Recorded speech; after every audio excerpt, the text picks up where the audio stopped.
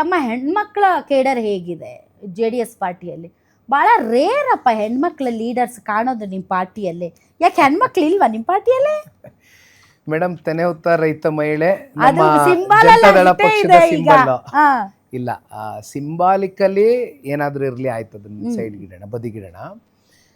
ಆದರೆ ಇವತ್ತು 100% ಹೆಣ್ಮಕ್ಳಿಗೆ ಆದ್ಯತೆ ಸಿಕ್ಕಬೇಕು, ಕೊಡಬೇಕು, ಬಿಕಾಸ್ ದೇ ಡಿಸರ್ವ್ ಇಟ್. ಆಮೇಲೆ ದೇವೇಗೌಡರು ಇನ್ಸಿಸ್ಟ್ ಮಾಡಿ ತಂದಿದ್ದು ವುಮನ್ ರಿಸರ್ವೇಶನ್ ಸ್ಥಳೀಯ ಚುನಾವಣೆಗಳಲ್ಲಿ ಈಗಾಗಲೇ ಇದು ಏನೋ ಸ್ಥಳೀಯ ಸಂಸ್ಥೆಗಳ ಚುನಾವಣೆಯಲ್ಲಿ ರಿಸರ್ವೇಶನ್ ಇದೆ.